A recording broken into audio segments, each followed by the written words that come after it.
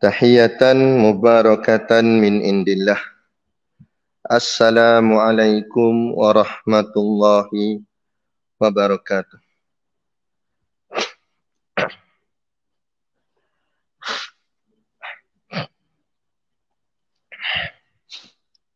Ila hadrati sayyidina wa habibina wa syafi'ina Muhammadin sallallahu alaihi wasallam wa ila arwahi abaihi wa ikhwanihi minal anbiya'i wal mursalin salawatullahi wa salamuhu alaihi wa alaihim ajma'in wa ala ali kulli wassahabati wal qarabati wa tabi'in wa tabi'it tabi'in bi ihsanin ila yaumiddin wa ila arwahi walidina wa muallimina wa zawil hukuki alaina ajma'in wa khususan ila hadrati al-alim al-alamah Al-Syaikh Wan Ahmad bin Muhammad Zain Al-Fatani wa Abu Qutaibah Rashidi Abdurrahman Al-Fatani syai'un lillahi lahumul fatihah. A'udzu billahi minasyaitonir rajim. Bismillahirrahmanirrahim. Alhamdulillahi rabbil alamin. Ar-Rahmanir Rahim. Maliki yaumiddin. Iyyaka na'budu wa iyyaka nasta'in. Ihdinas siratal mustaqim. Siratal ladzina an'amta 'alaihim ghairil maghdubi 'alaihim waladdallin. Amin. Bismillahirrahmanirrahim. Innal hamdalillahi nahmaduhu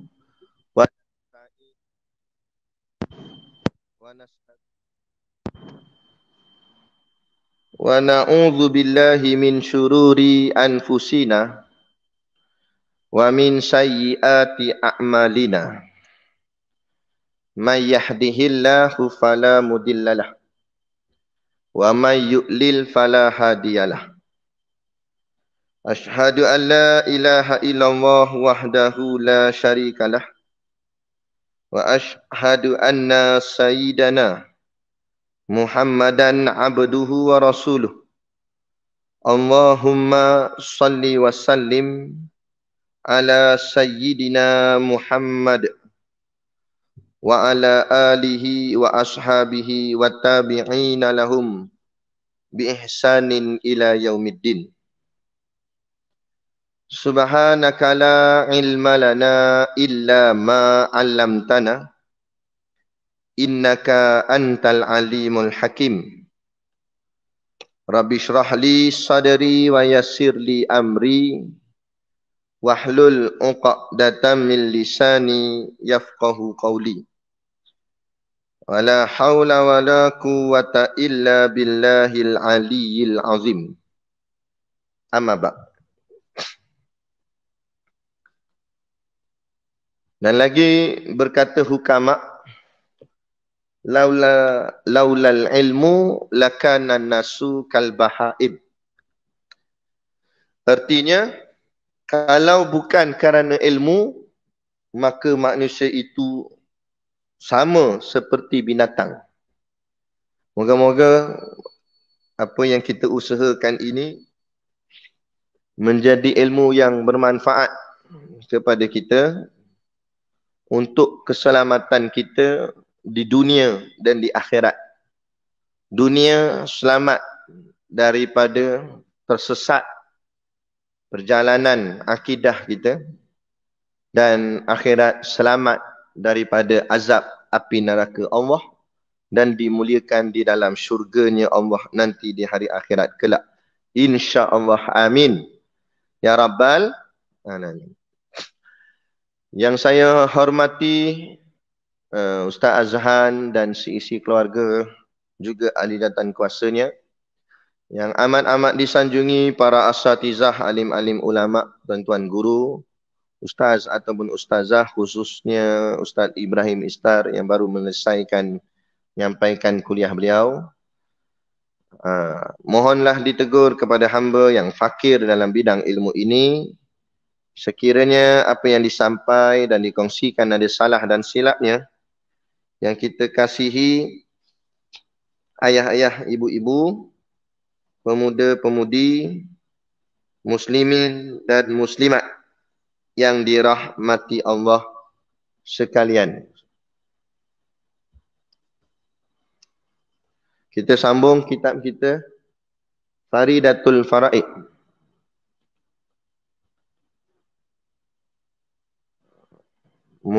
Kitab Jawi Lama pada muka surat 6. Baris yang ke-7 daripada atas, iaitu sifat yang keempat. Qala al-muallif rahimahullahu ta'ala wa nafa'ana wa iyyakum bi ulumihi fid daraini amin ya rabbal alamin. Kata pengarang kitab, keempat, mukhalafatuhu ta'ala lil hawadisi.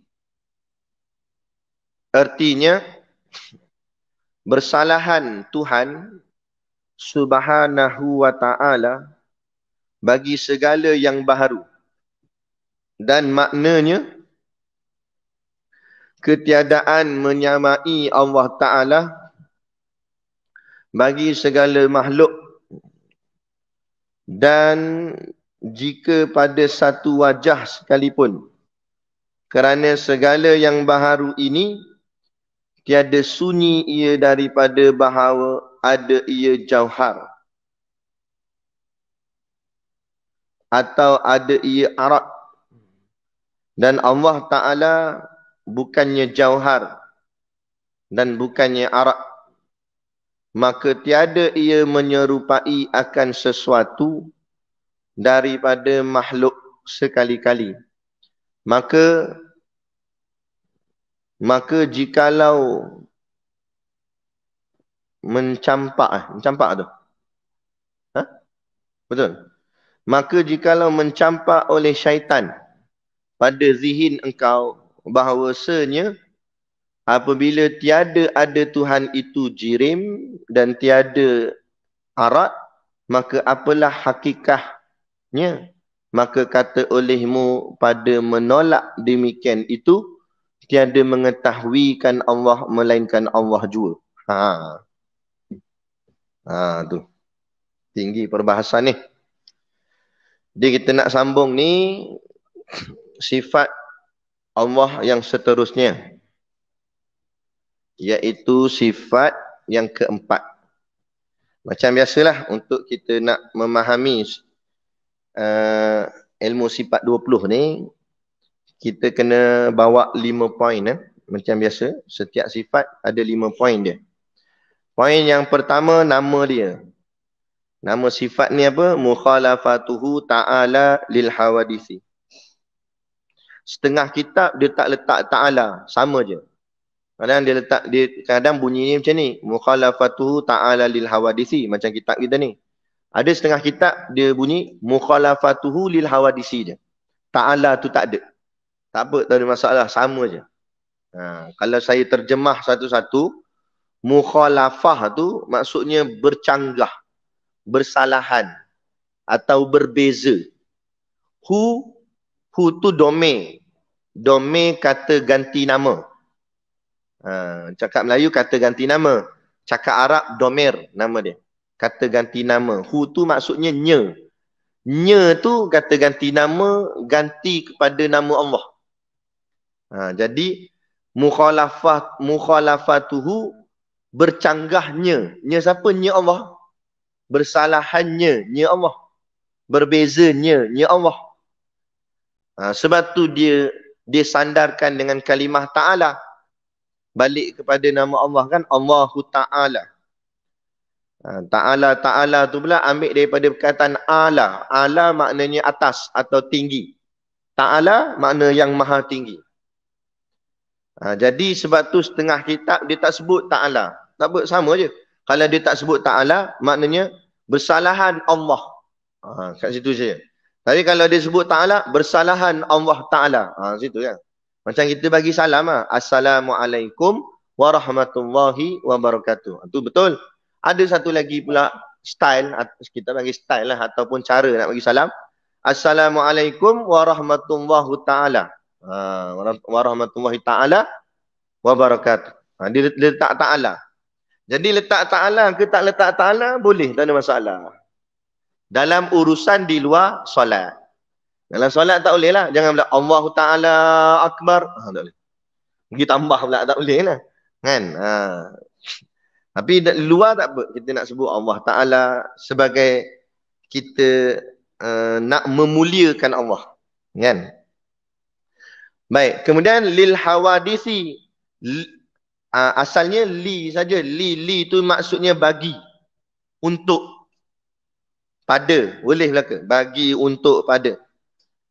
Lepas tu, sepatutnya lepas li tu ada alif lam. Tapi alif tu dihilangkan kerana bergabung dengan li tadi tu, jadilah dia lil. Situ. Tapi tak apalah, itu saya cerita sikit je. Itu tak payah faham. Tak apa tu. Lil hawadisi. Jadi, bagi hawadis. Hawadis ni apa? Hawadis ni nama lain bagi makhluk. Nama makhluk banyak. Salah satu nama bagi makhluk ialah hawadis. Yang ambil daripada perkataan hadis. Kalau dia satu je makhluk tu, hadis.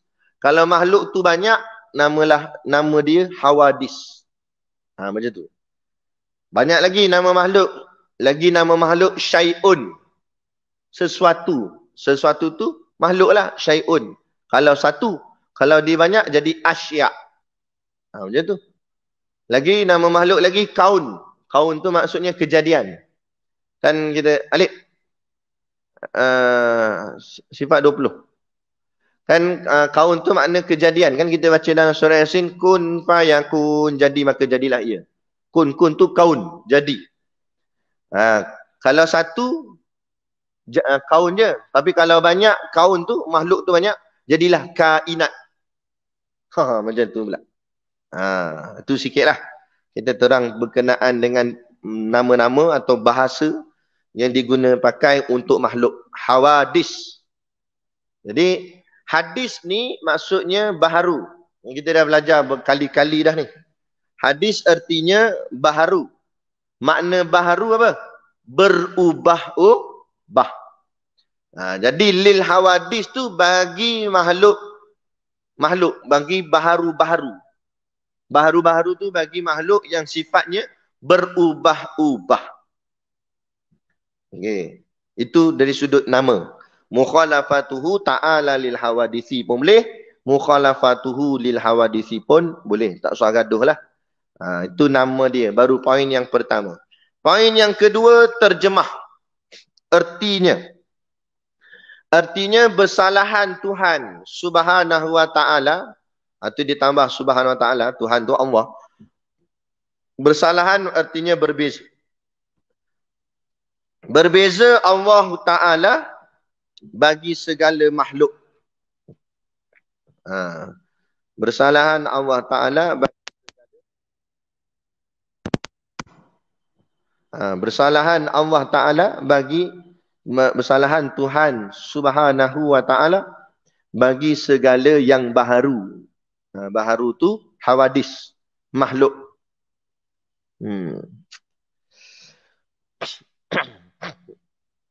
Kenapa dia guna perkataan subhanah, subhanahu, subhanallah. Subhana ni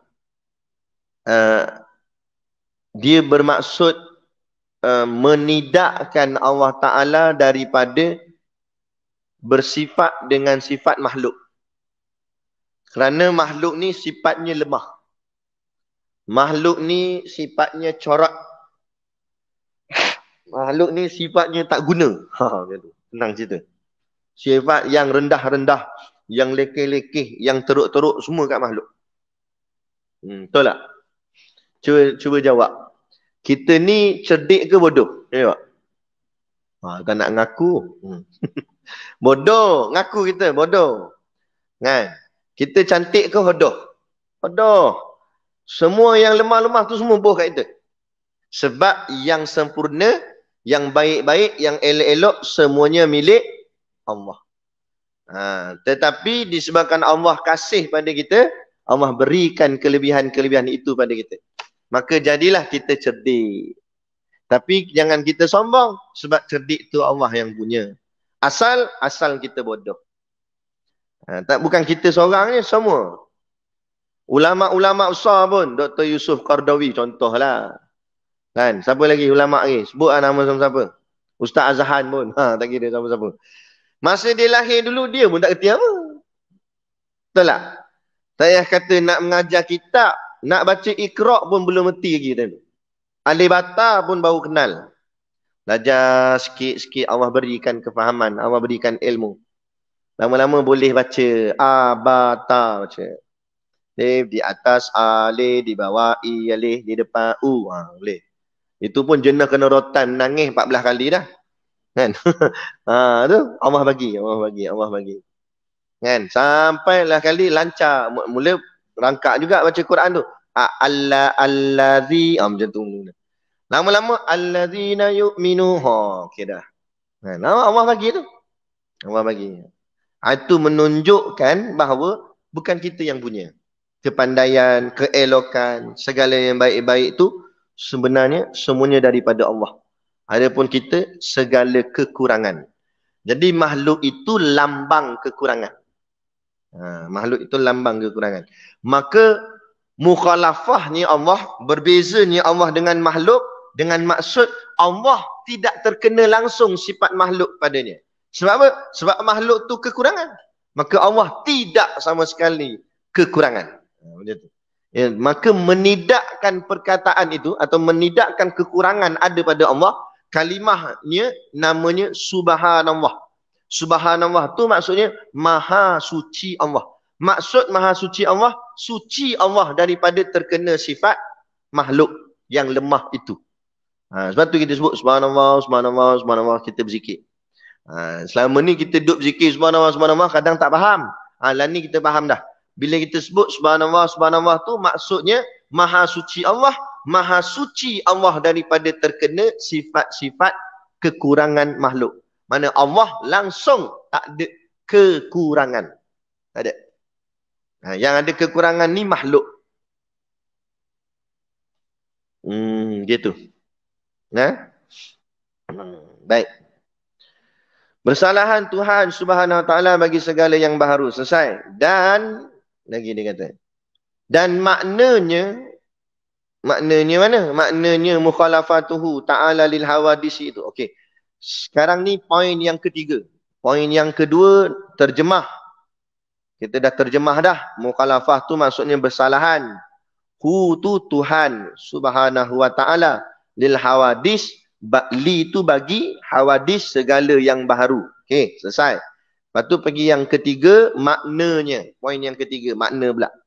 Makna mukhalafatuhu lil hawadis. Maknanya apa? Ketiadaan.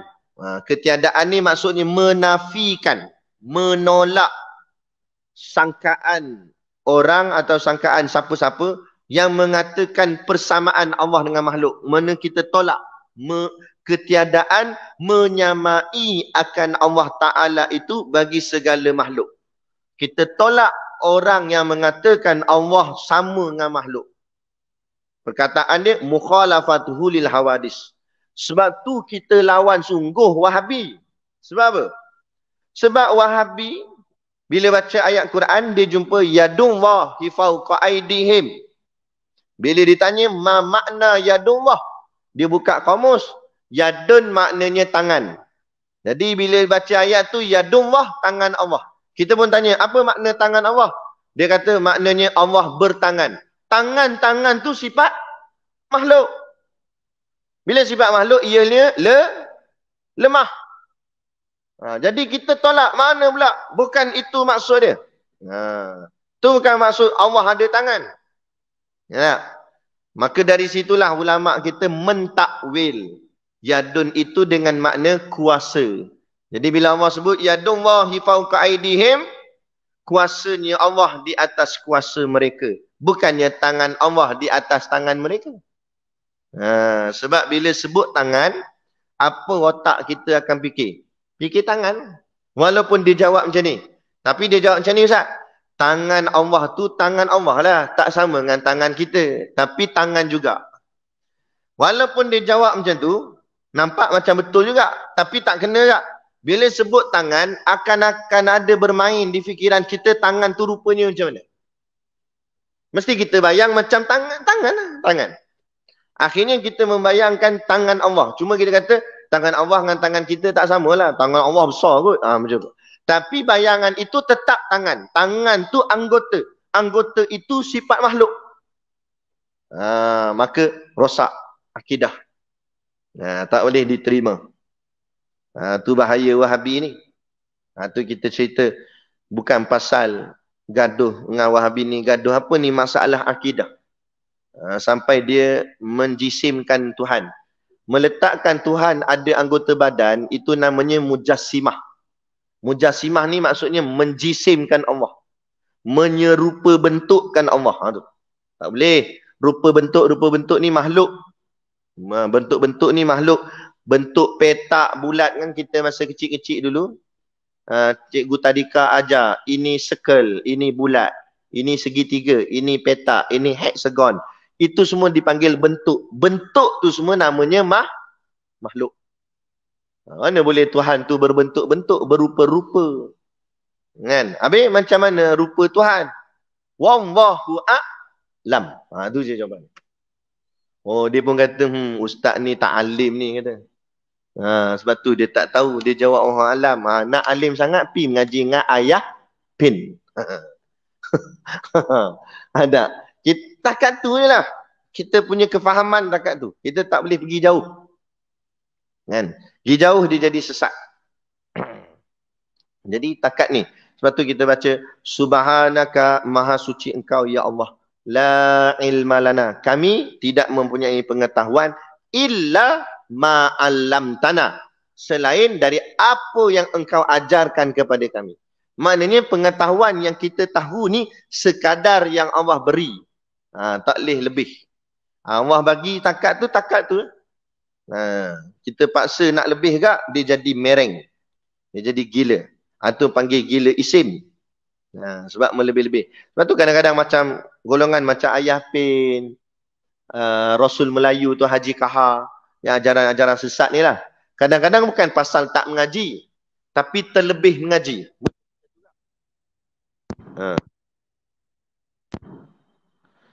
Terlebih mengaji pun bahaya tak? Kan? Lebih mengaji. Jadi kalau Ustaz Azhan kata ngaji sampai pukul 12 jangan lebih. Dia jadi lain lagi. Kan? Tak memang betul. Benda apa pun dia ada had. Mana boleh terlebih-terlebih, melampau-lampau. Macam itulah. Nak fikir pasal Allah, fikir setakat sini sudah. Allah tak sama dengan makhluk. Kerana makhluk itu lemah. Sudah, jangan bayang tinggi-tinggi. Allah ni rupa dia gini-gini. Tu pelik-pelik tak mau. Nanti kita jadi sasau, jadi pelik. Kan? Gitu. Jangan melebih sangat. Sebab tu istilah orang tua kita dulu dia kata apa? Buat baik berpada-pada, buat jahat jangan sekali. Apa maksud berpada-pada? Maknanya dalam buat baik pun jangan terlampau baik sangat tak? Ada pada-pada dia. Mana ada had dia. Kan? Baik terlajak sangat tak boleh tak? Dia kata lama dah kita semayang subuh 2 rakaat. Dan untuk kita nak naikkan makam kita, apa kata kita buat subuh 4 rakaat kali ni kata. Tu maksud baik melampau tu. Dan Allah kata dua-dua je lah. Mugi buat lebih, bukannya menambah baik, malah jadi haram lah pula. Tu panggil over nama dia. Tu hulu, melebih-lebih. Okay? Macam kita nak sayang kat Nabi, nak sanjung Nabi, boleh tak ada masalah. Tapi jangan sampai angkat Nabi macam Tuhan. Jadi macam Kristian. Mengangkat Nabi Isa sehingga menganggap Nabi Isa seperti Tuhan. Tu melebih-lebih tu. Kan? Nabi tetap Nabi. Allah Tuhan. Nabi makhluk. Gitu. Sanjunglah. Tapi ada bahagian-bahagian dia. Ada pada-pada dia. Itu maksud. Baik.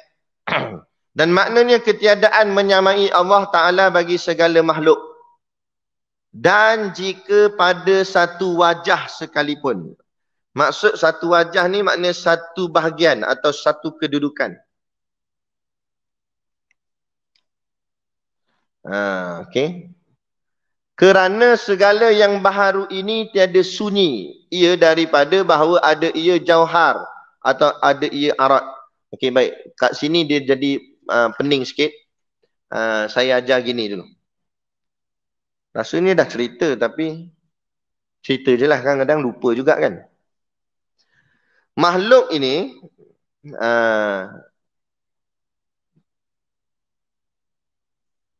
ada ni tak? Azab. Whiteboard senang tak? Allah ada zat dan ada sifat. Makhluk nama dia jirim dan arak. Zat tu apa dia? Zat tu diri Allah. Allah tu ada dirinya. Cuma jangan kita bayang-bayangkan diri Allah ni macam mana bentuk, macam mana rupa. Jangan. Pegang saja Allah tu ada dirinya. Macam mana Ustaz tahu Allah ada diri? Kalau kita menafikan diri Allah, bermakna Allah tidak wujud.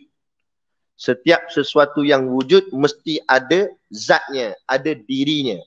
Jadi Allah tu wujud, kita mengaji dah. Allah wujud bermakna Allah ada diri Allah. Diri Allah tu dipanggil zat dalam bahasa tauhid. Diri Allah tu panggil zat. Dan pada zat Allah, yakni pada diri Allah ada sifat Allah pula. Maka dipanggil sifat. Jadi Allah tu ada zat dan ada sifat.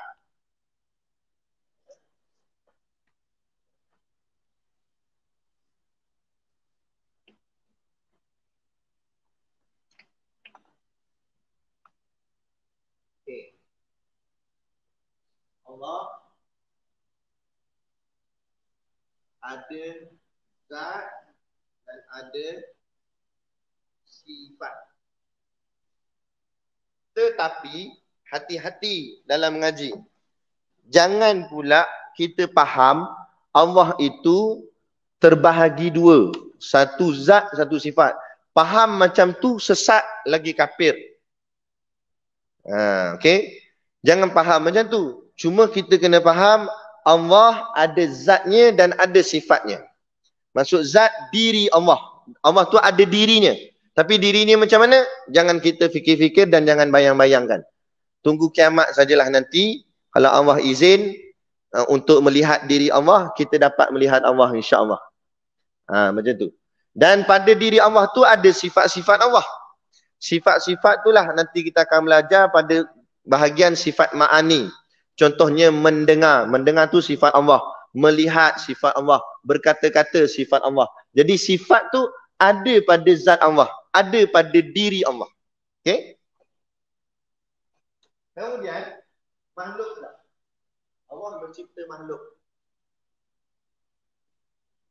Makhluk ni sama juga ada zatnya dan ada sifatnya.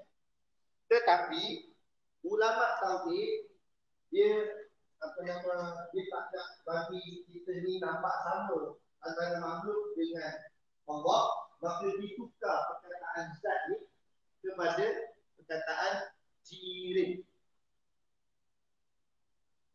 Jadi sifat pun nama juga. Tak nak bagi nampak sama, maka sifat ni ulama namakan dia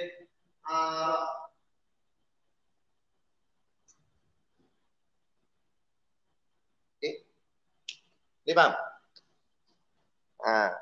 Jadi diri makhluk dipanggil jirim. Sifat makhluk dipanggil arak.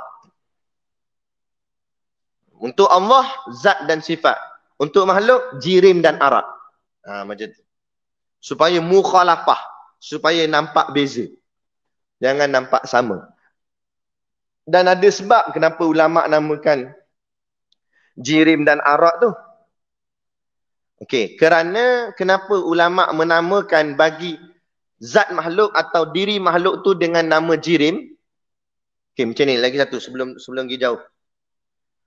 Untuk kita memahami sifat mukhalafatuhu lil hawadis ni, Allah tak sama dengan makhluk.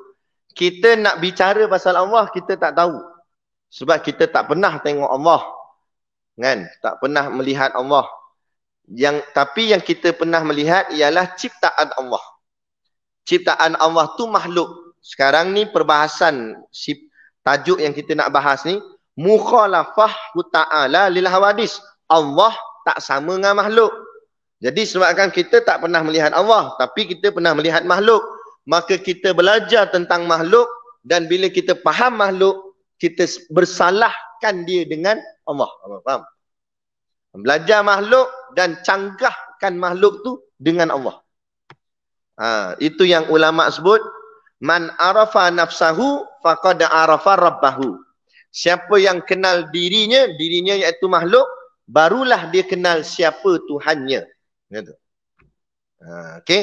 Jadi kita akan lepas ni kita akan kupas tentang sifat-sifat makhluk. Tujuan kita belajar sifat makhluk ni untuk mencanggahkan dia dengan Allah.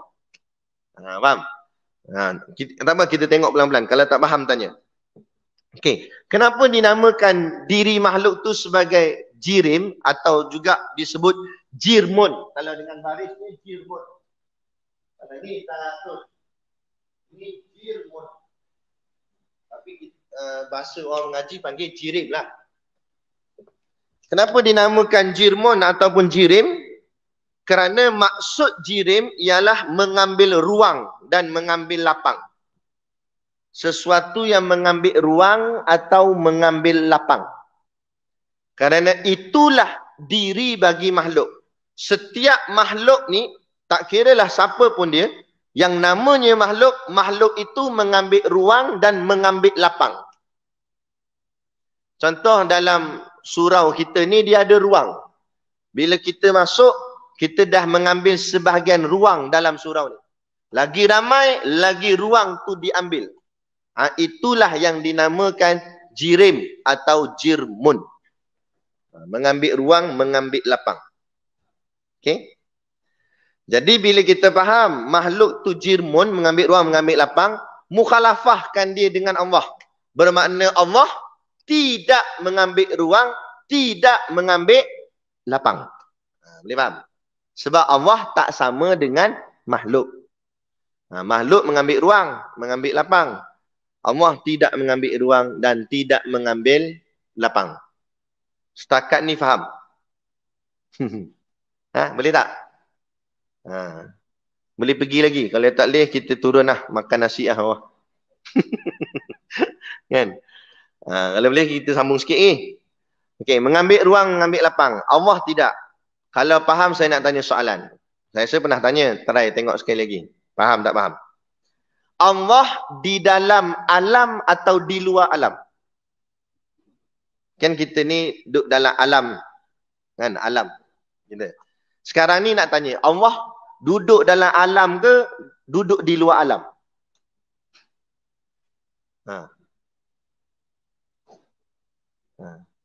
Ada suara tapi tak nampak jawapan.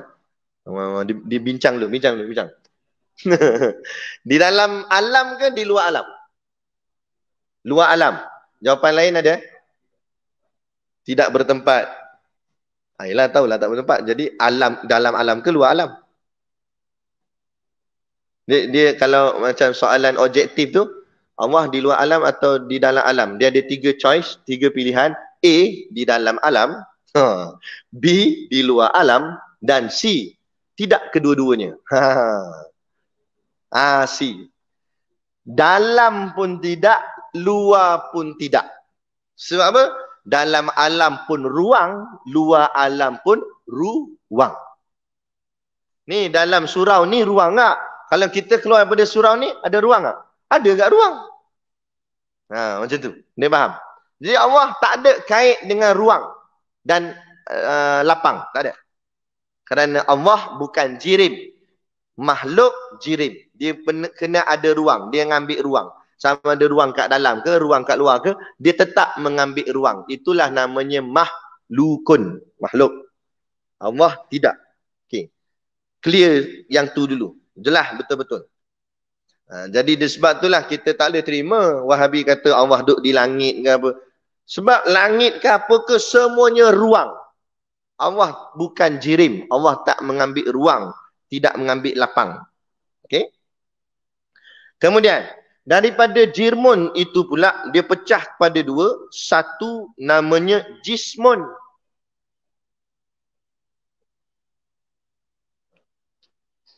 Ini pecah dua. Satu namanya jismun. Satu lagi namanya jauharufardin.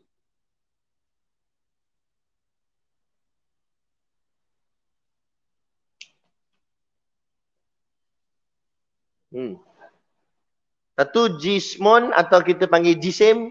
Satu lagi namanya jauharufardin ataupun orang sebut jauharufrid. Boleh tak? Nak sebut macam mana pun jadi faham. Jismun tinggalkan sekejap, pergi jauharufardin dulu. Apa maksud jauharufardin?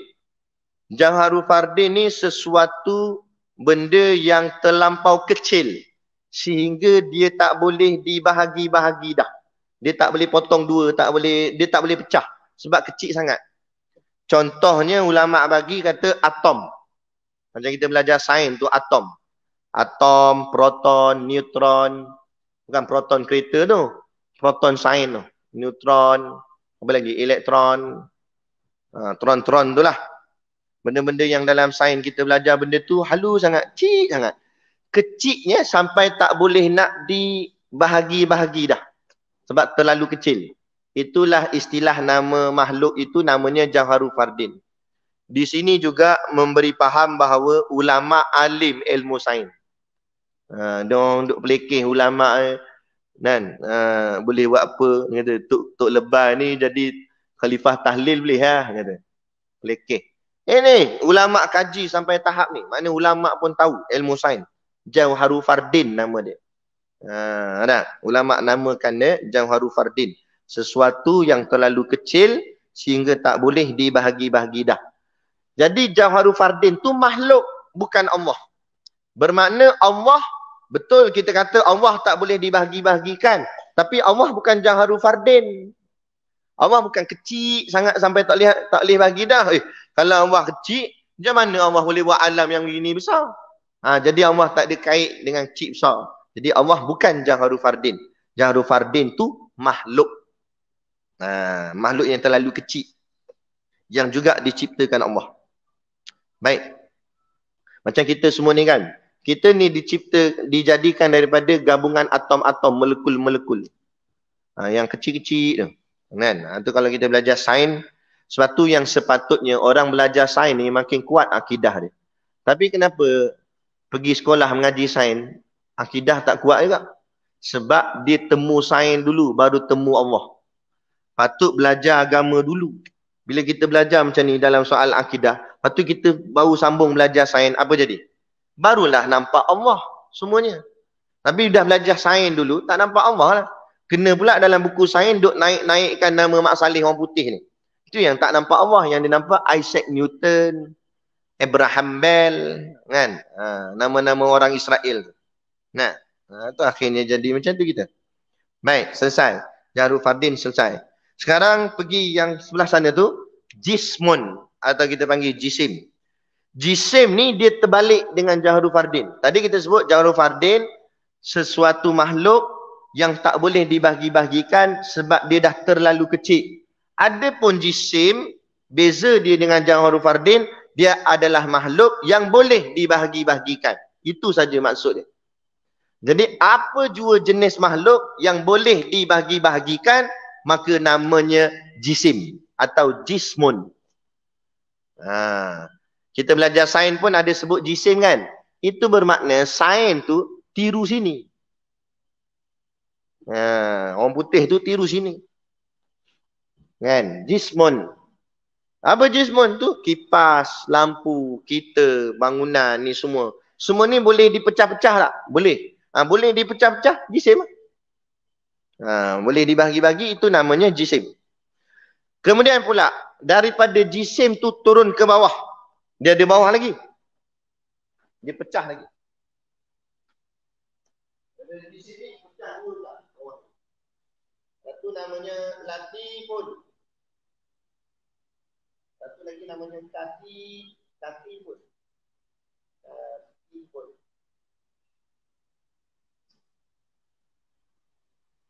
Latifun, latifun.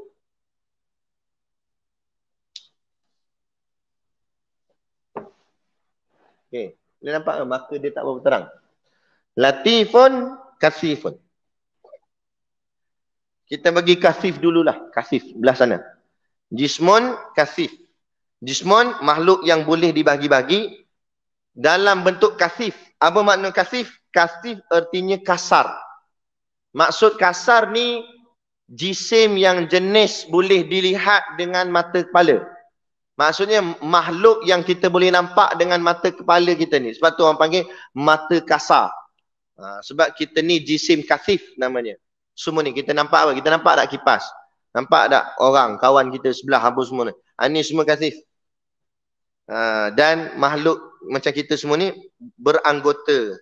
Ada tangan, mata, kaki yang semua boleh dibahagi dua. Boleh bagi tiga, boleh bagi empat, boleh. Semua boleh. Kasif. Itu namanya jisim kasif. Yang kedua sebelah sini, latif. Latif maknanya halus. Halus tu maksudnya yang tak boleh nampak dengan mata kepala. Tapi dia ada. Contoh ruh, malaikat, jin, iblis, setan. Banyak lagi lah yang bangsa halus. Ada dalam perbahasan ilmu tasawuf, ada yang disebut sebagai rijalul ghaib. Ini jarang kita dengar. Kan? Rijalul ghaib. Rijalul ghaib ni siapa? Mereka ni asalnya manusia macam kita. Dia hidup. Dan mereka ni kebiasaannya adalah wali-wali Allah.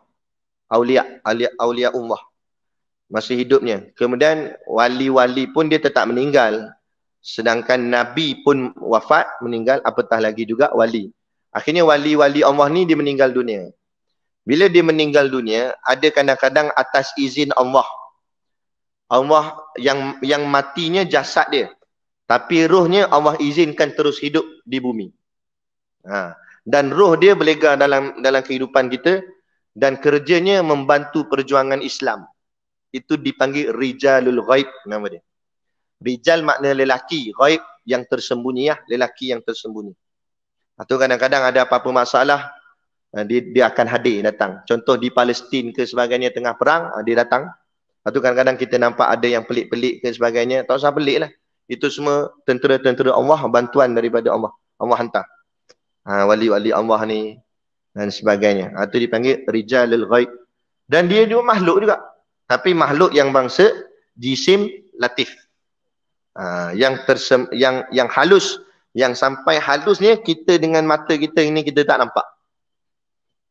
Macam roh kita sendirilah. Siapa sini pernah tengok roh dia? Kalau pernah tengok roh dia, bermakna dia dah masuk alam roh kat tu. Maknanya dia mati dah. Kan? Nampak kita? Sebab dia halus. Walaupun roh kita sendiri. Tapi adakah kita kata, aku tak percaya kat roh? Habis macam mana hang boleh bergerak? Macam mana boleh berjalan apa semua ni? Kan? Kita boleh bergerak ni menunjukkan dalam badan kita ada roh. Orang yang mati tu, jasad ni ada juga. Tapi kenapa tak boleh bergerak? Sebab roh dia dah keluar. Dan bila kita tidur, roh kita akan pergi berjalan. Sebab tu kadang-kadang kita mimpi pelik-pelik. Kadang pergi Mekah mimpi. Tu roh kita pergi Mekah sungguh. Tapi tak payah gaduh pasport lah. Tak adalah nak kena cek pasport, custom. Kan tak? Tak payah naik kapal terbang, tak payah. Sebab dalam alam ghaib ni, Allah boleh buat berjalan satu tempat, satu saat saja boleh. Tu sekejap, sup boleh sampai. Dalam alam ghaib. Tapi alam nyata macam ni tak boleh lah. Kita nak kena bergerak jalan kaki macam tu. Tu ruh dan jasad. Okay, jasmani. Punya dahsyat perbahasan ruh jasad ni sampai nanti di hari akhirat bila diri kita ni ada masalah lah. Bukan diri kita lah, orang lain. Diri orang tu ada masalah nak kena masuk neraka macam mana. Ruh dengan jasad ni bergaduh. Hang ni punca. Roh salahkan jasad. Hang ni punca. Tak nak ikut perintah Allah. Tengok dah kena masuk api. Jasad pula marah kat roh. Hang lah roh. Kenapa hang tak kuat untuk kuatkan aku? Untuk semayang apa? Dia kata. Roh jasad. Sebab kita hidup ni ada dua. Satu namanya roh, satu namanya jasad. Yang kita nampak ni jasad, yang tersembunyi itu ruh. Okey, itu dipanggil jisim latif. Ni jisim kasif. Sebab tu dalam banyak-banyak ciptaan Allah, makhluk ciptaan Allah, yang paling hebat sekali manusia. Sebab apa manusia paling hebat? Sebab makhluk lain dia hidup satu alam ya. Hatta jin sekalipun alam dia satu je. Alam ghaib, alam jin saja. Kan? Malaikat, hebat-hebat malaikat pun dia duduk dalam alam malakut, alam yang ghaib. Adapun manusia, alam nyata pun dia hidup, alam ghaib pun dia hidup. Alam nyata dia hidup sebagai jasad, alam ghaib dia hidup sebagai roh. Nampak? Dua alam hidup. Sebab tu manusia tu hebat. Dari situ jugalah manusia tu hebat kerana Allah lantik dari kalangan manusia itu Nabi dan Rasul. Inni ja'ilu fil ardi khalifah. Sesungguhnya aku nak jadikan di muka bumi itu khalifah, iaitu manusia yang boleh memimpin. Lagi disebut dalam kitab Bidayatul Talibin, manusia ini senaskah alam. Kenapa alam boleh tunduk dengan manusia? Sebab semua sifat alam ada pada manusia.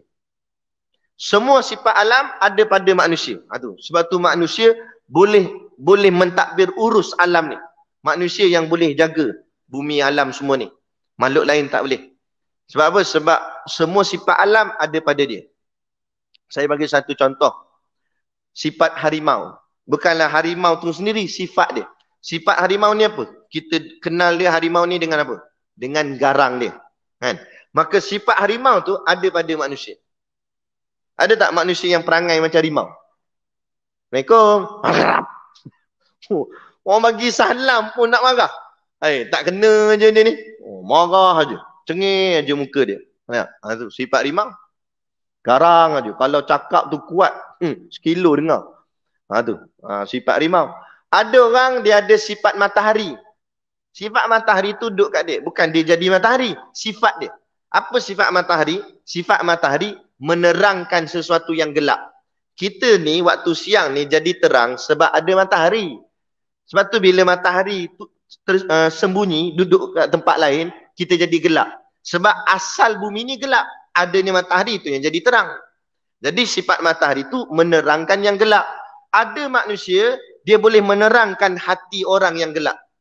Hati orang tu dah gelap, jahat apa semua. Datang kat dia bagi nasihat gitu gini, terang hati budak tu. Terus jadi baik dia. Ada?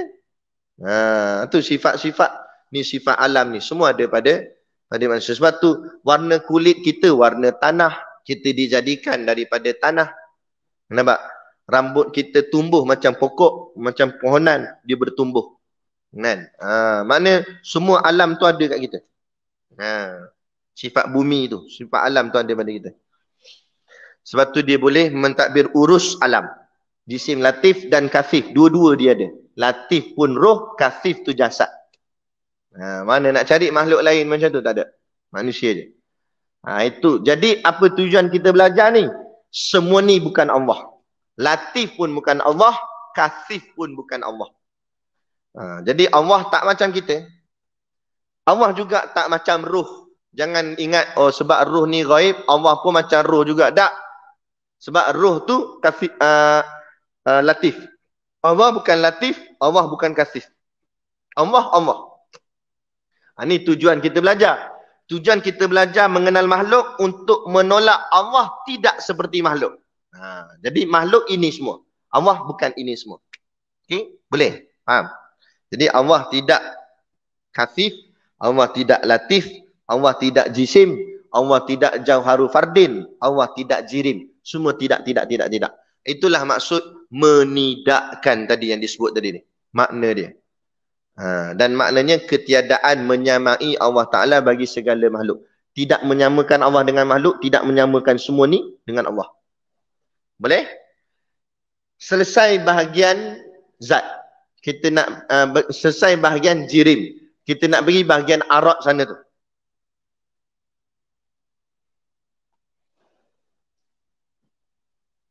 Bahagian arat ni pula. Bahagian arat ni ulama ajar kita pecah pada 4. Pertama, aina. Yang kedua, kaifa. Yang ketiga, mata. Yang keempat, kam.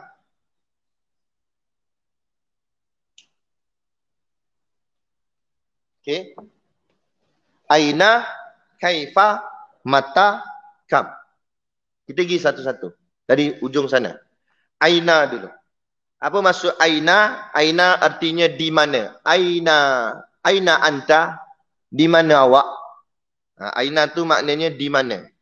Bila sebut di mana, apa maksud? Maksudnya tempat. Jadi makhluk ni semuanya bertempat. Ya? Makhluk semuanya bertempat. Syurga bertempat. Neraka bertempat. Dalam kita ni nak Isra' Mi'raj ni kan. Banyaklah ceramah Isra' Mi'raj. Nanti kita dengar. Dalam peristiwa Isra' Mi'raj Nabi melihat syurga dan Nabi masuk dalam syurga. Nabi tengok syurga. Syurga tu berada di atas. Adapun sampai neraka, neraka tu di bawah. Neraka di bawah. Habis Allah angkat neraka bawa naik atas nak tunjuk kat Nabi. Macam mana yang dikatakan neraka. Asalnya neraka tu di bawah. Bukan di atas. Neraka di bawah. Kan? Tapi tak tahulah tu orang kata yang lava gunung berapi keluar daripada bawah tanah ni. Adakah daripada api neraka ke, wallahu alam lah. Tapi nak ceritanya neraka di bawah, syurga di atas. Tempat dia, kedudukan dia. Sebab semua makhluk bertempat. Lepas bila kita mati, kita ditanam kat mana? Kita ditanam dalam tanah ke ditanam di atas awan? Siapa jawab awan, tu kena hantar Tanjung Rambutan. Nah, di dalam tanah. Bila dalam tanah, dia dekat atas ke dekat bawah? Dekat bawah. Bila bawah maknanya dekat dengan apa? Dekat dengan api. Tu ujian dia berat dalam tu. Kena tanyalah, kena itulah, tak boleh jawab. Dia lagi kena rotan lagi. Bahaya. Jadi ada tempat, semua ada. Syurga neraka bertempat, Sidratul Muntaha bertempat, Hadratul Qudsi bertempat, langit 1, 2, 3, 4, 5, 6, 7 bertempat. Semua bertempat. Makhluk ni bertempat. Allah tidak bertempat. Allah wujud bila makan. Allah ada tetapi tidak bertempat. Wahabi pula dia pegang, dia kata kalau dah kata ada, mestilah ada tempat. Tu dia tak faham lah tu. Tempat tu makhluk yang dicipta Allah. Okey, masa azali tak ada siapa, yang hanya ada Allah. Masa tu Allah kat mana? Kan? Sebab Allah tak berkait dengan tempat. Tempat itu dicipta Allah. Tempat tu makhluk yang dicipta Allah. Jadi Allah tak perlukan tempat. Kalau Allah perlukan tempat, lemahlah Allah. Jadi Allah tak ada aina. Yang ada aina ni makhluk. Makhluk dia bertempat. Lagi maksud aina tu juga berarah. Okay. Allah tak ada arah. Yang ada arah kita. Maksud arah ni kanan, kiri, depan, belakang, atas, bawah. Ataupun tengah sekalipun. Jadi Allah tak di kanan, tak di kiri, tidak di depan, tidak di belakang, tidak di atas, tidak di bawah, tidak di tengah. Itu Allah kat mana? Wallahu a'lam. Jawab situ sudah. Jawab dia, Allah tak bertempat dan tak berarah. Sudah, selesai. Itulah akidah ahli sunnah wal jamaah. Jangan fikir lebih-lebih dalam lagi. Dia jadi pening. Okay? Yang berarah ni makhluk berarah. Depan, belakang, kanan, kiri. Cuma kita baca dalam hadis, nanti di hari akhirat kita akan dihadapkan di hadapan Allah. Jadi kita faham, kita duduk depan Allah. Adakah seperti itu? Tidak. Habis macam mana maksudnya? Wallahu alam. Cukup sekadar itu saja.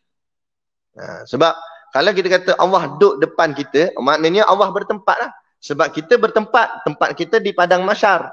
Jadi Allah duduk depan kita. Oh, mana Allah di padang mahsyar? Tak. Macam Nabi juga Isra' Mi'raj. Nabi jumpa Allah di Hadratul Qudsi. Nabi tu di Hadratul Qudsi. Allah di Hadratul Qudsi. Tak. Jangan fahamnya tu. Kalau kita faham Allah duduk kat Hadratul Qudsi, rosak akidah kita. Sebab Allah dah jadi bertempat. Allah tidak bertempat. Habis macam mana kata Nabi jumpa Allah, tapi Nabi kat situ, Allah tak kat situ? Macam mana boleh jumpa? Loh, apa payah ni? Kan? Sekarang ni Ustaz Azhan ada kat mana? Kat Mekah. Kan? Katalah saya buat video call dia. Keluar muka dia. Saya kat sini, Ustaz Azan ada kat sini ya? Ada. Itu boleh. Itu baru saya dengan Ustaz Azan sama-sama makhluk. Dan kalau dengan Allah, lebih lagi lah. Allah boleh buat. Jadi jangan faham Allah tu duduk situ, duduk di langit, duduk di hadal kursi, duduk di sini. Ada. Allah tidak bertempat. Selesai. Boleh faham tak? Seterusnya, kaifa. Yang kedua pula, kaifa. Kaifa maksudnya bagaimana. Bagaimana ni maknanya rupa-rupa. Nah, contoh saiz. Kaifa tu bagaimana saiz. Makhluk ni dia ada saiz. Dia ada besar, ada kecil. Sebab tu ada cerita tentang malaikat Allah, saiz dia besar mana. Nabi kata ketika aku keluar daripada gua Hira tu, aku tengok di langit malaikat Jibril menyerupai dengan rupanya yang asal, tutup habis langit ni. Makna besarnya malaikat Jibril. Menunjukkan setiap makhluk dia ada saiznya tersendiri. Ada besar, ada kecil dan sebagainya. Jin-jin tu kan, ada saiz dia. Dia ada saiz besar, kecil, tinggi, panjang, pendek, semua ada. Allah tak ada kait dengan saiz. Dan tu kata Allah Maha Besar. Maksud Allah Maha Besar bukan saiz Allah besar. Tapi maksudnya Allah tu besar segala darjat kebesarannya. Maknanya tak tertanggung siapa-siapa pun sama taraf dengan Allah. Kalau kamu dah rasa kamu sebagai menteri besar, Allah lebih besar lagi. Maksudnya tu. Bukan bila sebut menteri besar, badan dia kena besar. Kadang nama dia jawatan menteri besar, keluar kecil daripada kereta tu. Kan? Ataupun orang panggil tu bos besar kita tu. Mana bos besar? Pendek jalan, kata-kating gitu. Tapi panggil bos besar. Nah, tu jawatan dia yang besar, bukan badan dia besar. Macam tu. Bukan maksud saiz Allah tu besar. Dan Allah tu kedudukannya besar di sisi kita semua. Begitu juga dengan Allah Maha Tinggi. Bukan maksud Allah tu saiz dia tinggi, tak. Tapi maksud tinggi kemuliaan dia tinggi, kehebatan dia tinggi, macam tu. Berbanding kita semua. Jadi kalau kita rasa jawatan kita dah tinggi dah, no, Allah tinggi lagi. Betul saya cakap, jangan sombong, raja-raja, sultan-sultan, agung ke, tak kira siapa-siapa. Dana Menteri ke, siapa-siapa ke, bekas Dana Menteri ke, bakal Dana Menteri ke, jangan kamu sombong kerana Allah lagi tinggi dari segala jawatan kamu. Jangan rasa hebat, jangan rasa jangan rasa tak. Jawatan yang kamu pegang tu sebenarnya mesti dipertanggungjawabkan. Kamu kena laksanakan amanah dan tanggungjawab. Bukan untuk kesombongan, nak tunjuk kat orang kamu hebat, kamu kaya, duit banyak, jangan. Jangan sombong. Segala-galanya Allah boleh ambil dengan sekelip mata saja. Tak kira siapa-siapa sekalipun. Kan? Ada orang kata, berani ustaz cakap macam tu. Ustaz tak takut 3R ke? Dia kata. Ni bukan masalah 3R. Apa kita cakap tu bukan benda tak betul. Benda betul. Kita bagi nasihat, teguran. Siapa pun kamu manusia. Kamu kan Tuhan. Kan? Supaya kita sedar diri kita ni siapa. Dia nak marah-marahlah. Tapi realitinya nanti di hari akhirat semua akan tahu. Dia sendiri pun akan tahu di mana kedudukan dia. Atas dunia ia ada bodyguard kanan kiri. Tak payah jauh lah, tak payah tunjuk kiamat lah. So, masuk dalam alam barzah dia. Meninggal, bodyguard dia tak meninggal sekali. Dia meninggal seorang. Masuk dalam kubur ada bodyguard lagi. Malaikat tanya, Marrabuka. Cakap dengan lawyer saya. Kata. Malaikat kata lawyer hidup lagi, tak mati lagi. Aku cakap dengan hang sekarang ni. Nak cakap apa? Tak ada siapa boleh tolong waktu tu. Mana ada lawyer ke, bodyguard ke, tak ada. Tu jangan kita rasa kita hebat. Peganglah jawatan dengan amanah Tuhan. Baik, kaifa lagi dengan makna perbuatan. Perbuatan seperti bergerak, diam, itu semua makhluk. Bergerak tu makhluk, diam tu makhluk. Allah bergerak pun tidak, diam pun tidak. Tak pelik situ. Macam mana? Bergerak tak, diam pun tidak. Betul macam mana? Macam mana? Wallahu alam. Tu jawapan. Sebab apa? Sebab bergerak tu sifat makhluk. Diam tu sifat makhluk tak? Allah mukhalafah. Allah tidak seperti makhluk. Mana Allah bergerak pun tidak, diam pun tidak. Pelik. Pelik-pelik, itulah Allah. Tu. Sebab tu kita tak boleh nak fikir tanpa dalam. Cukup sekadar tu. Kita mukhalafahkan saja Allah dengan makhluk. Jadi Allah tak ada kena-mengena dengan naik turun. Dia kata Allah naik ke langit, Allah turun ke bumi. Apa main naik turun ni? Itu jadi bergerak diam tu. Okey. Lagi Allah tak ada kait dengan kaifa bagaimana dari sudut warna. Allah tak ada, sebab segala warna tu semua adalah makhluk ciptaan Allah. Termasuk yang tak ada warna. Tak ada warna apa? Lut sinar. Lut sinar tu pun makhluk ciptaan Allah. Merah, kuning, hijau, biru, tak kira warna apa pun. Semuanya ciptaan Allah. Semuanya makhluk. Adapun Allah, Allah tak ada kait dengan warna. Maksudnya Allah ada warna pun tidak, tak ada warna pun tidak. Macam mana? Macam mana itulah Allah. Kita tak mampu nak fikir. Gitu. Tapi kita boleh memahamkannya dari sudut mukhalafah. Kalau makhluk macam ni, Allah tidak macam ni. Maksudnya macam tu. Lagi Allah juga kaifa dari sudut keadaan. Keadaan ni maksudnya muda tua. Allah tak ada kait dengan muda tua. Ataupun sejuk panas. Allah tak ada kait dengan sejuk atau panas. Kerana sejuk panas adalah makhluk. Sejuk makhluk Allah, panas makhluk Allah. Okey. Boleh setakat ni? Kalau boleh saya tanya soalan. Tanya lagi. Okey, semua berdiri, saya boleh jawab, boleh duduk. Macam kat sekolah kan. Allah ni duduk dalam terang ke duduk dalam gelap? Cuba jawab. Allah duduk dalam terang ke atau duduk dalam gelap? Nak jawapan ABC. A duduk dalam terang, B duduk dalam gelap, C tidak kedua-duanya. C lagi. Betul. Gelap pun tidak, terang pun tidak. Itu macam mana? Macam mana? Itulah Allah. Sebab gelap tu makhluk, terang tu pun makhluk. Ciptaan Allah belaka. Tu nak bagi faham itu. Baru kita makin kuat, makin tajam akidah kita. Inilah maksud mukhalafah ni. Tak sama Allah dengan makhluk. Sehingga kan kita tak mampu nak mikir Allah ni macam mana. Itu hebatnya Allah Ta'ala. Baik, selesai kaifa tu. Pergi nombor 3, mata. Bukan mata, mata. Mata ni maksudnya bila. Bila. Bila ni kait dengan apa? Masa. Waktu. Jadi Allah tak ada kait dengan masa dan waktu kerana masa dan waktu itu adalah ciptaan Allah. Wal asri innal insana lafi khusr. Allah bersumpah dengan nama masa. Allah akan bersumpah dengan nama makhluk.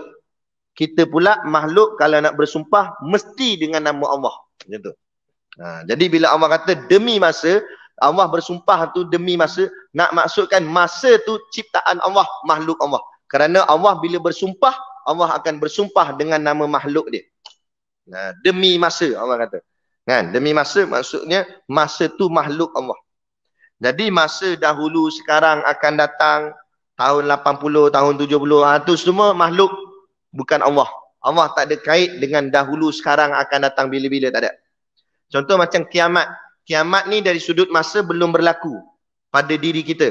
Tapi pada diri Allah, Allah tahu dah kiamat tu jadi macam mana, siapa masuk neraka, siapa masuk syurga, Allah nampak habis dah semua. Allah tahu dah. Sebab Allah tak ada kait dengan masa. Yang kait dengan masa ni, kita. Okey. Tu mata.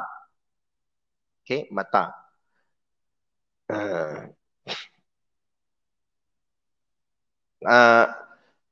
Sedikitlah nak bagi kita mudah faham. Tapi bukanlah sebiji macam tu. Cuma nak bagi mudah faham je.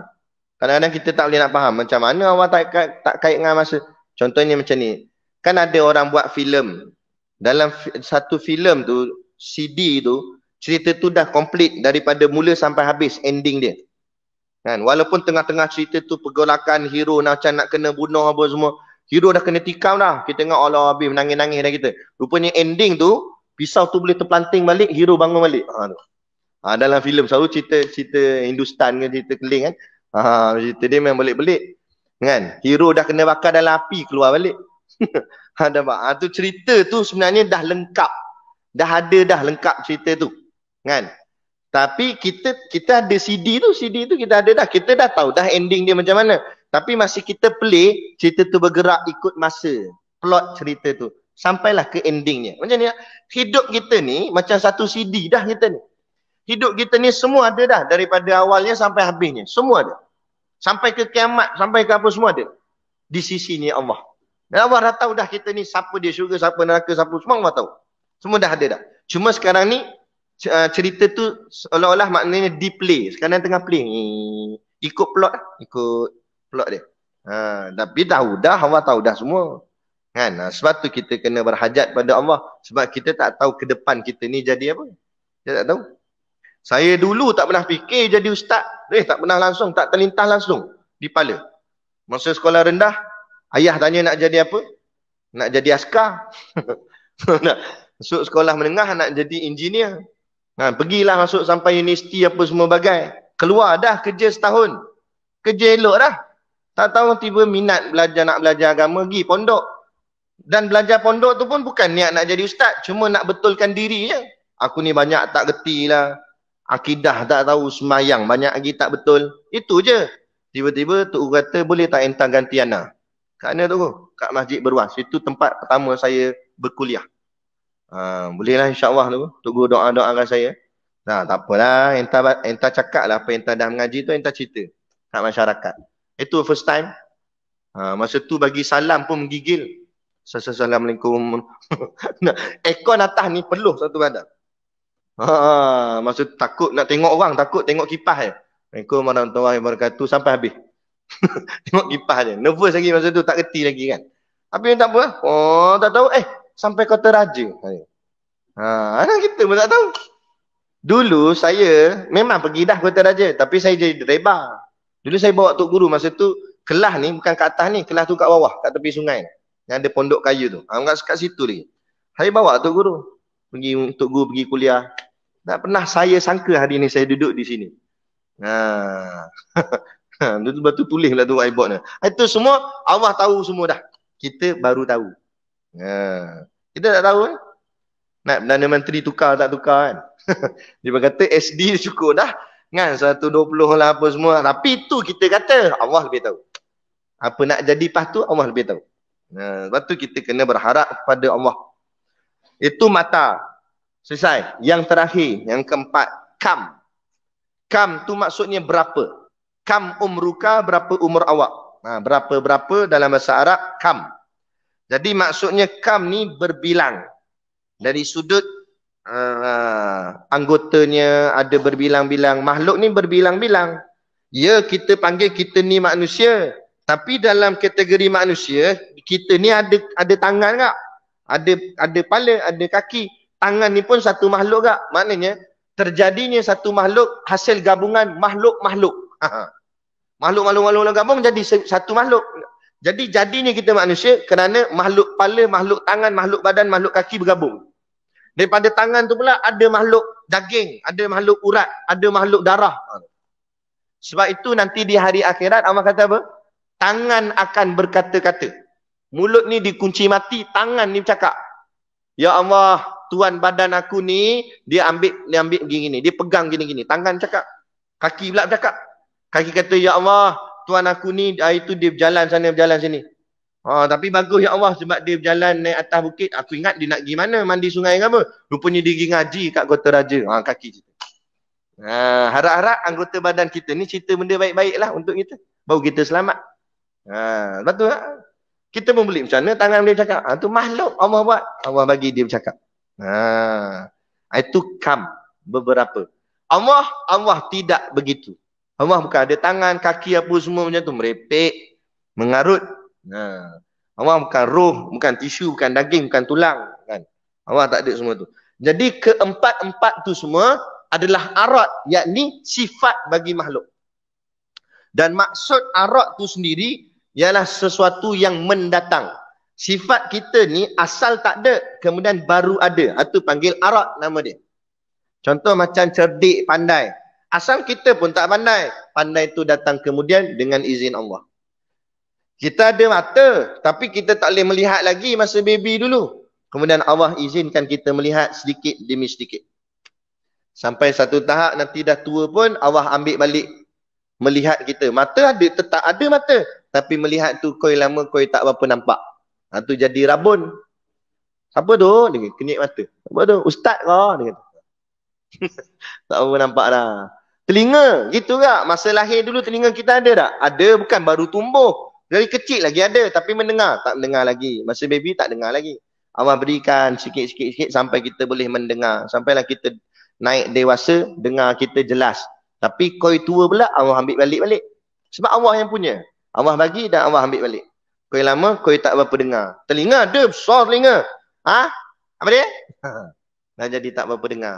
Dan mula-mula tak berapa dengar. Lah kali tak dengar terus. Mana? Mati? Habis dah. Selesai semua. Semua Allah ambil balik semua. Lihat, dengar, kata. Sehinggalah jasad kita jadi sekujur badan yang terpaku di situ. Senyap, tak lewat apa.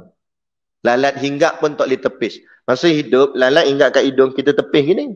Mati dah, lalat masuk teguh dalam lubang hidung. Kita buat diam.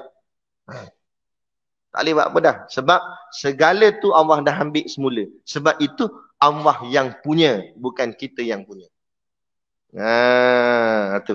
Jadi keempat-empat ni semuanya adalah sifatnya makhluk arat yang mendatang ke atas makhluk. Adapun Allah tidak sama sekali. Allah tidak aina, Allah tidak kaifa, Allah tidak mata, Allah tidak kam. Pegang situ semua. Jadi semua ni carta yang saya buat ni daripada jirim dengan arat itu semua makhluk dan kita menafikan Allah seperti makhluk. Mana Allah tidak jirim, Allah juga tidak arat. Allah adalah zat dan sifat. Zat Allah yang sebenar-benarnya Allah, sifat Allah yang sebenar-benarnya sifat Allah. Itulah maksud mukhalafah. Boleh? Sebab tu kita baca sikit ke kitab ni. Dia kata, dan jika pada satu wajah sekalipun, kerana segala yang baharu ini tiada sunyi ia daripada bahawa ada ia jauhar. Kerana semua makhluk ini adalah bersifat jauhar. Dia kata, jauhar maksud apa? Jauharul fardin, yang tak boleh dibahagi-bahagikan. Atau ada ia arat, dia kata.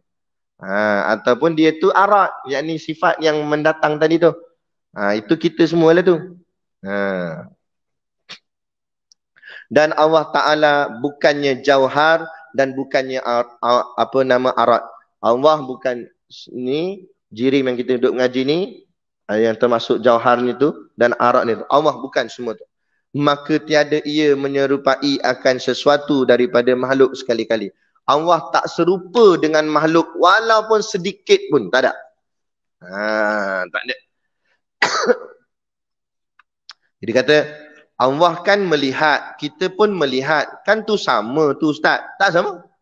Melihat Allah, melihat segala-galanya. Walaupun dalam gelap, walaupun tempat tertutup macam mana, Allah lihat semua. Malah hati kita pun Allah lihat. Kita tidak melihat, kita ada had. Dan sebenarnya kita bukan melihat, kita diberi lihat. Atau dengan kata lain lagi, diizin melihat. Kalau Allah tak izin kita melihat, kita pun takkan boleh melihat. Tu kita. Jadi mana sama dengan Allah? Tak sama. Takkan sama dengan Allah. Melihat kita pakai mata, Allah mana pakai mata ke apa? Tak ada. Tak ada. Jadi takkan sama. Maka jikalau mencampak oleh syaitan pada zihin, zihin tu makna hati. Syaitan hasut di hati kita. Dia kata, kalau syaitan kacau hati kita, engkau bahawasanya apabila tiada ada Tuhan itu jirim dan tiada arat, dia syaitan meragukan kita. Syaitan buat kita jadi was-was. Syaitan kata kalau Allah tu bukan jirim, kalau bukan arat, makna Allah, mana diri dia, macam mana? Dan Allah tak ada sifatnya, macam mana?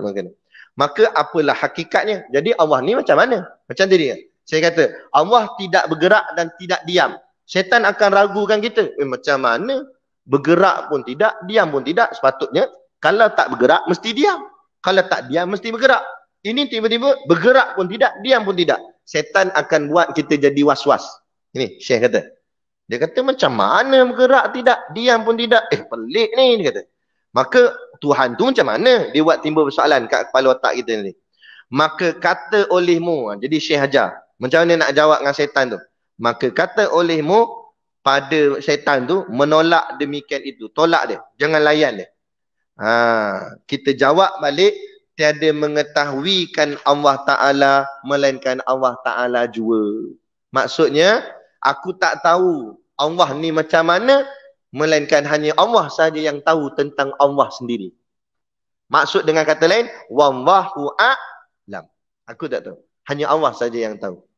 Lemahnya aku, bodohnya aku, ceteknya ilmu aku, sehingga aku tak boleh tahu Tuhan aku ni macam mana sebenarnya. Cuma aku tahu apa yang Tuhan ajar aku sahaja. Tu maksud dia. Jadi jangan tak usah kita layan lah. Sebab dalam kelas kita ni, setan pun hadir lah. Dia ngaji juga, dia lagi kuat tulis pada kita. Kita ada kat masa tak tulis sebab terlelap ke apa. Dia daripada mula saya cakap ni semua dia tulis. Sebab tu apa? Nanti kita balik, dia ikut balik tak? Sampai kat rumah, dia buat soalan kat kita. Tadi kan ustaz cakap gini. Hang tak rasa pelik ke? Ustaz cakap Allah ni bergerak tidak, diam tidak. Macam mana? Cuba hang fikir. Dia muzakarah dengan kita balik. Tapi tujuan dia nak rosakkan kita. Bukan dia bincang tu nak ilmiah dengan kita tak. Tapi dia nak bagi kita tak yakin. Kita pun mula. Betul juga ya Tan. Dia panggil Tan. Kawan baik dia. Kan? Macam mana ustaz ni? Pelik ustaz ni. Aku rasa tak betul ustaz ni. Kena dah. Dia punya pancing dia. Tu hati-hati, jaga. Sebab tu Syekh bagi tuan siap-siap dah. Kalau dia timbulkan was-was, keraguan dalam diri kita, jawab balik pada dia, wallahu a'lam. Yang tahu pasal Allah hanya Allah jua, bukan aku. Aku cetek, aku tak erti. Aku belajar setakat mana yang Tuhan beri kat aku belajar saja. Apa yang kita kongsi ilmu ni, takat tu saja. Jangan lebih. Kalau kita fikir lebih, dia jadi rosak. Gitu. Ada? Boleh? Nanti kita akan sambung pada ayat laisa kamitslihi syai'un wa huwas samiul basir. Ini Tok Syekh bawa kepada kita dalil yang menunjukkan bahawa Allah tak sama dengan makhluk. Jadi kalau Wahabi dia bawa dalil juga, dia kata ni Allah kata Allah duduk di langit ni, Allah kata Allah ada tangan. Kita ada dalil juga. Dalilnya laisa kamitslihi syai'. Allah tak sama dengan setiap sesuatu. Yang kamu sebut itu semua sifat makhluk. Maka Allah tidak seperti makhluk. Okey, gitu. Nah, sebenarnya ayat Quran tu tak salah. Ar-Rahmanu ala asyistawa. Itu betul. Yadullahi fawqa aydihim. Itu betul. Tapi macam mana nak memahami ayat itu? Supaya jangan sampai kita menyamakan Allah dengan makhluk. Sampai menyamakan Allah dengan makhluk, rosaklah akidah. Okey, boleh. Jadi kita tangguh setakat tu, tandakanlah berhenti dekat laisa kamitslihi syai'un wa huwas samiul basir. Itu kita akan sambung pada kuliah kita akan datang jika diizinkan Allah, insya-Allah. Ada soalan nak tanya? Kalau ada lah. Kalau Ustaz Ibrahim Ustaz dia speaking kan? Any question? Ada? Oh, tu angkat handbag, angkat tangan nak tanya. Okay. Tak ada soalan kita baliklah. Jadi kita cukup sekadar tu pengajian kita pada tengah hari ini. Moga-moga apa yang kita mengajikan sedikit sebanyak mendapat kefahaman untuk kita aplikasikan dalam kehidupan kita, insya-Allah. Jadi cukup sekadar tu. Wabillahi taufik wal hidayah. Assalamualaikum warahmatullahi wabarakatuh. A'udzu billahi minasyaitonir rajim. Bismillahirrahmanirrahim. Alhamdulillahirabbil alamin. Wassalatu wassalamu ala asyrafil anbiya'i wal mursalin wa ala alihi wa sahbihi ajma'in. Allahumma taqabbal minna salatana wa du'aana innaka antas samiul alim wa tub alaina innaka antat tawwabur rahim. Allahumma ja'al dinana dinan nabi Muhammadin sallallahu alaihi wasallam wa islamana islamal muslimin wa imanana imanal mu'minin wa salatana salatal khashiin wa a'malana a'malas salihin wa niyyatana niyyatal mukhlisin wa dhunubana ya Allah dhunubal mustaghfirin wa hayatana hayatal ulama wa mautana bimautis syuhada wa dikinal jannata ma'al anbiya'i alaihimus salatu wassalam. Rabbana atina fid dunya hasanah wa fil akhirati hasanah wa qina azabannar wa qina azabannar wa qina azabannar. Rabbana taqabbal du'aana innaka antas samiul alim wa tub alaina innaka antat tawwabur rahim. Subhana rabbika rabbil izzati amma yasifun wa salamun alal mursalin walhamdulillahi rabbil alamin. Amin ya rabbal alamin. Taqabbalallahu minna wa minkum. Takbir.